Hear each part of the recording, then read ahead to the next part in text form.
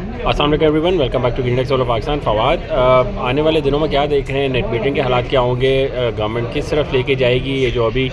Net metering के rates हमें 21 रुपये 26 रुपये मिल जाते हैं, आने वाले दिनों में 10 साल हो चुके हैं, क्योंकि इस साल पाकिस्तान को 10 साल हो जाएंगे नेट मीटरिंग की पॉलिसी लाए हुए। अब क्या सिनेरियोज़ दिख रहे हैं आने वाले दिनों में? जिन लोगों ने लगाए हुए हैं उनके साथ क्या होगा? जो लोग सोच रहे हैं अभी, उनको किस तरफ जाना चाहिए? देखिए, पाकिस्तान में भी आपको कर्टेलमेंट का कॉन्सेप्ट दिखेगा। कर्टेलमेंट का कॉन्सेप्ट होता है कि जिसमें ग्रिड अपनी इलेक्ट्रिसिटी प्रोडक्शन को कम करती है, क्योंकि जो रिन्यूएबल्स के थ्रू एनर्जी प्रोड्यूस हो रही होती है वो ज़्यादा हो रही होती है। आसान अल्फाज में अगर कहें तो ये है कि क्योंकि दिन के वक्त हर बंदा सोलर से एनर्जी प्रोड्यूस करके ग्रिड में बेच रहा होता है, तो जो ग्रिड होती है वो अपनी बिजली को कम प्रोड्यूस करती है। अच्छा, उस पर वो ग्रिड जो होती है वो भी 3-4 तरह डिफरेंट तरीके से प्रोड्यूस कर रही होती है। कुछ मेथड्स होते हैं कि जिसमें वो प्रोडक्शन को बिल्कुल ज़ीरो कर सकती है या बिल्कुल कम कर सकती है, लेकिन कुछ मेथड्स होते हैं कि जिसको बिल्कुल 0% पे नहीं ला सकती, क्योंकि वो दोबारा ऑन करने में बहुत टाइम लगता है। तो वो बहुत सारे तरीक़ों को कम कर सकती है। फ़र्ज़ करें अगर वो हाइडल से 100% बिजली बना रहे हैं तो उसको 50% पे ला सकते हैं, टर्बाइंस को कम रन कर सकते हैं, लेकिन उसको ज़ीरो नहीं कर सकते, क्योंकि अगर वो ऑफ़ हो गई तो फिर ऑन करने का एक टाइम लैग होता है। शाम के वक्त आपको, जैसे फ़र्ज़ करें हर रोज़ सुबह 8 बजे सबका सोलर ऑनलाइन हो जाता है, लेकिन शाम 5 बजे सबका सोलर ऑफलाइन भी हो जाता है। तो बस ये 8 से 5 बजे का पीरियड होता है जिसमें सोलर जो है ग्रिड में ज़्यादा प्रोडक्शन करके बेच रहा होता है, और शाम को 5 बजे ग्रिड को अपने सारे के सारे पुराने मैकेनिज़म्स के थ्रू बिजली दोबारा प्रोवाइड करनी होती है करंटली, जिसका मतलब है कि हाइडल फ्यूल, फॉसिल फ्यूल्स, कोल, नेचुरल गैस और जो भी मेथड्स हैं, LNG जिसके थ्रू एनर्जी प्रोड्यूस होती है, RLNG,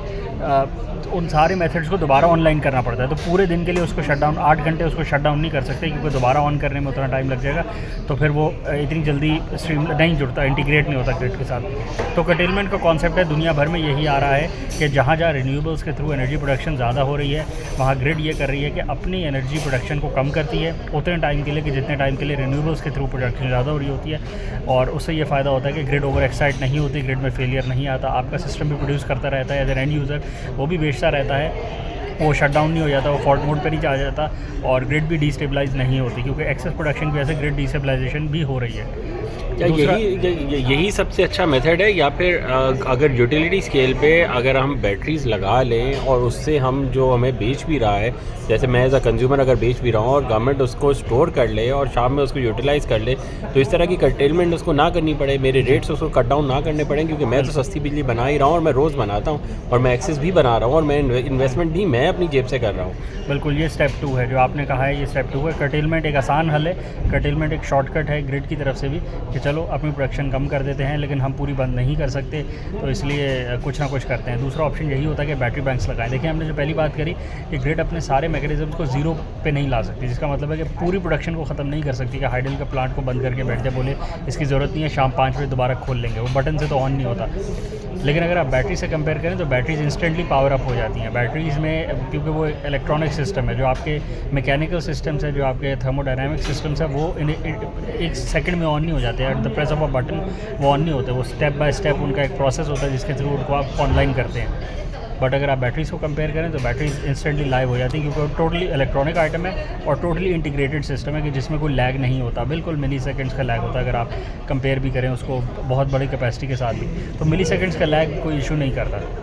तो स्टेप 2 यही है कि ग्रिड अपने लेवल पे बैटरीज लगाए, जो एक्सेस प्रोडक्शन दिन के वक्त हो रही है, बजाय इसके कि अपने मेथड्स को ऑफलाइन करवा के फिर उसको ऑनलाइन करवाने के चक्करों में एनर्जी ज़ाया करे, अपने टाइम ज़ाया करे, सिस्टम्स को मॉडिफाई करे। बैटरी बैंक्स लगाए, जो लोग एक्स्ट्रा एनर्जी प्रोड्यूस करके उसको ग्रिड को दे रहे हैं उसको बैटरी बैंक्स में स्टोर करे, लोकेलिटी लेवल पे करे, सिटी लेवल पे करे, प्रोविंशियल लेवल पे करे, फिर नेशनल लेवल पे करे। और शाम के वक्त जब पीक टाइम होती है, जब सब एसीज़ ऑन करते हैं, जो पीक डिमांड की आवर्स हैं, उस वक्त अपने जो मेथड्स ऑफ प्रोडक्शन है उनको बेशक ऑनलाइन रखे ही रखे, साथ में बैटरी बैंक से एज अ बफर यूज़ करें। ऑस्ट्रेलिया इसकी प्राइम एग्जांपल है। पिछले 10 सालों से जब हम नेट मीटरिंग की पॉलिसी पे सिर्फ फोकस कर रहे थे, पिछले 10 सालों से ऑस्ट्रेलिया में बैटरी बैंक्स को ही ग्रिड लेवल पे लगाया गया है और बहुत पॉजिटिव रिजल्ट्स आए हैं, और जिसकी वजह से ऑस्ट्रेलिया ऑलमोस्ट लीडर है ग्लोबली। अगर आप ग्रिड लेवल के बैटरी बैंक्स की बात करें तो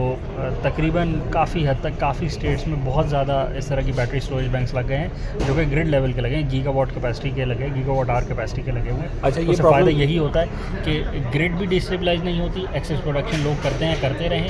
और एनर्जी भी स्टोर हो गई, ग्रिड का भी फ़ायदा हुआ कि ग्रिड को शाम का पीक आवर्स की जो उस पर बर्डन आता था वो ख़त्म हो गया। अब बेशक ग्रिड, क्योंकि उसने ग्रिड ने बैटरी लगा दिया है आप सबकी एनर्जी स्टोर करने के लिए, तो ग्रिड आपका टैरिफ कम कर दे, वो एक अलग चैप्टर है। क्योंकि ग्रिड भी इन्वेस्टमेंट कर रहा है तो ग्रिड आपका रेट कम कर सकती है, कोई इसमें इशू वाली बात नहीं है। ग्रिड अगर आपको आज 25 रुपये दे रही है तो 12 रुपये दे दे, उसमें कोई मसला नहीं है,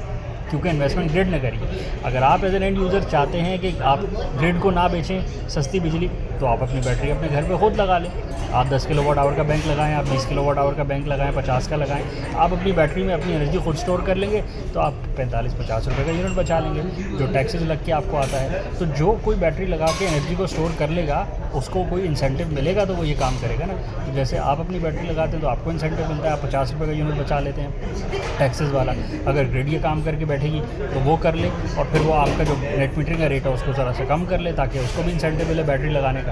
अगर वो करंटली आपको 25 रुपये दे के आपसे बिजली ख़रीद रही है, फिर वो बैटरी पे भी इन्वेस्टमेंट कर रही है, तो उसके तो एनर्जी मिक्स में आप देखें तो उसकी एवरेज कितनी ऊपर चली गई। अच्छा, तो प्रैक्टिकली ना अभी जो 65 रुपये है वो कोई जायज़ रेट है, और ना को 5-6 रुपये अगर आप कर दें तो वो कोई जायज़ रेट है, ठीक है। तो इट शुड बी इस सिनेरियो में तो जायज़ नहीं है, क्योंकि ना बिजली की डिमांड पूरी हो गई, ना सस्ती बिजली प्रोड्यूस कर ली हमने, ना हमारी ग्रिड स्टेबल हो गई, तो अभी तो हमने कुछ अचीव ही नहीं किया। तो अभी तो हमें बैलेंस स्ट्राइक करना है कि जिसके अंदर ज़्यादा से ज़्यादा लोग रिन्यूएबल्स को अडॉप्ट करें, ज़्यादा से ज़्यादा लोग बिजली प्रोड्यूस करें रिन्यूएबल्स के थ्रू, ज़्यादा से ज़्यादा लोग ग्रिड के साथ कनेक्ट भी होएं, इंडिपेंडेंटली भी चलें, फिर ग्रिड भी अपने लेवल पे बैटरी बैंक्स लगाए, उस एनर्जी को स्टोर करे, और लोग भी अपने एंड पे बैटरी बैंक्स लगाएं और इंडिविजुअली भी स्टोर करें। तो हमें सारे काम करने हैं, इसलिए डिस्टेबलाइजेशन करना, डिस्करेज करना, ज़ीरो कर देना पॉलिसीज़ को, सुबह कुछ करना शाम को कुछ करना, वो पॉजिटिव नहीं है इंडिकेटर। पॉजिटिव तरीके से चलें, चीज़ों को सही तरीके से पॉलिसी वाइज स्टेप आउट करते जाएं, तो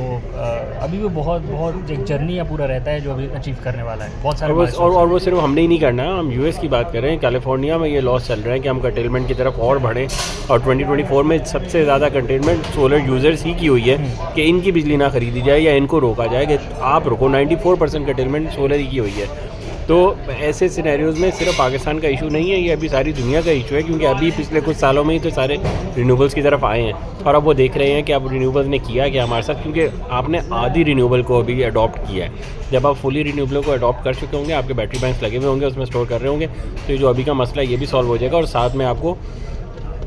एडवांस ग्रिड लेवल पे जाना पड़ेगा। जब ग्रिड लेवल एडवांस हो चुका होगा, आज के ज़माने का होगा, तो ये प्रॉब्लम्स आपके ख़त्म हो जाएंगे। ग्रिड के बाद एक और ऑप्शन भी है कि वो बैटरी बैंक से लगाए वो तो अच्छी बात है, साथ में वो ये भी करती है कि वो जो एक्सेस एनर्जी आप दिन में उसको बेच रहे होते हैं रिन्यूएबल के थ्रू, तो ग्रिड उसको यूज़ करके हाइड्रोजन प्रोडक्शन कर ले और हाइड्रोजन को स्टोर कर ले, या वो कोई और ऐसा प्रोसेस कर ले कि जिसके थ्रू किसी और फ्यूल को रिफ़ाइन कर ले, तो वो उस एनर्जी की यूटिलाइजेशन करे बस, या तो वो उसको बैटरी में स्टोर कर ले, या फिर उससे कोई और मीन्स ऑफ इलेक्ट्रिसिटी प्रोडक्शन को स्टोर कर ले। जैसे वो आपके आते हैं ग्रेविटेशनल एनर्जी बैंक्स आते हैं कि पम्प्ड स्टोरेज आती है, पम्प्ड हाइड्रो स्टोरेज आती है।